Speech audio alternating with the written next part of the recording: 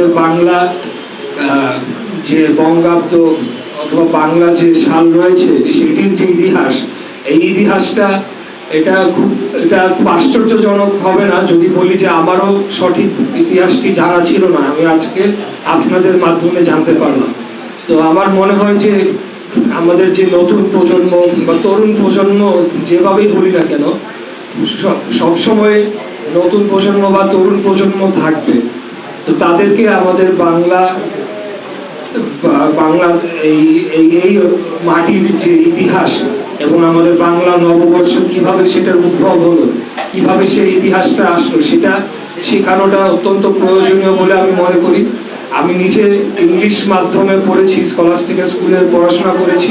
সেখানে আমাদের বাংলা সাবজেক্ট ছিল না সেটা বলবো না, তবে এত ব্যাপকভাবে আমাদের নিজস্ব সংস্কৃতি, আমাদের নিজেদের ইতিহাস, বাংলার ইতিহাস, এই বিষয়গুলা সেভাবে সেখানে পড়ানো হয় নাই। তো আমি আগামী দিনে আশা রাখি যে আমাদের নতুন সরকার, বাংলাদেশ জাতীয়তাবাদী দলের নেতৃত্বে যে সরকার গঠন হয়েছে এবং ত্রয়োদশ জাতীয় নির্বাচনের মাধ্যমে আমরা যে সরকার গঠন করেছি, সেখানে ঢাকা 6 আসনে আপনারা এখানে অনেকেই উপস্থিত রয়েছেন।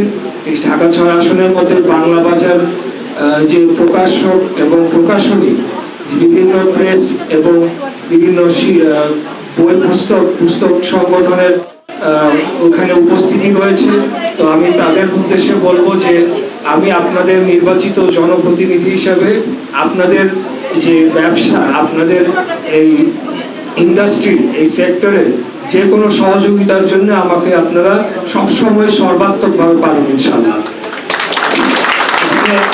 আরেকটি বিষয় একটু যোগ করতে হয় যে এখানে পূর্ববর্তী একজন বক্তা বলে গিয়েছেন যে মুক্তিযুদ্ধ বিষয়ক মন্ত্রণালয় থেকে বিভিন্ন ধরনের বই পুস্তক সেগুলো ইতিপূর্বে কেনা হতো এবং সেটির মাধ্যমে যারা পুস্তক ব্যবসার সাথে জড়িত রয়েছেন সেই সেক্টর লাভবান হতেন।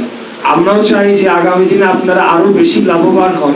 তবে এখানে একটা প্রশ্ন, আমার একটা কথা রয়েছে, সেটি হলো বিগত 17 বছরে আমরা দেখেছি যে কিভাবে চাটুকারিতা এবং তৈলমর্দনের জন্য বিভিন্ন বই পুস্তক লেখা হয়েছে, সেখানে ইতিহাসকে বিকৃত করা হয়েছে, মুক্তিযুদ্ধের ইতিহাসকে বিকৃত করে এক ব্যক্তির একটা সম্পত্তিতে রূপান্তরিত করা হয়েছিল, যার মাধ্যমে সেটিকে পুঁজি করে একটা ফ্যাসিবাদী একটা মাফিয়াতন্ত্র কায়েম হয়েছিল।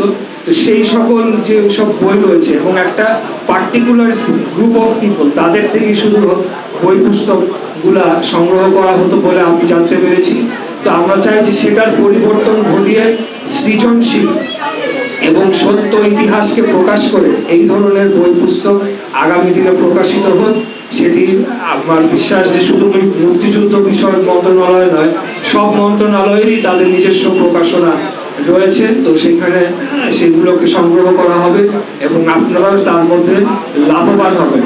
এবং সেটি বাস্তবায়ন করতে হলে যারা পুস্তক প্রকাশক রয়েছে, প্রকাশকদেরকেই সবচেয়ে বেশি অগ্রণী ভূমিকা পালন করতে হবে বলে আমি বিশ্বাস করি।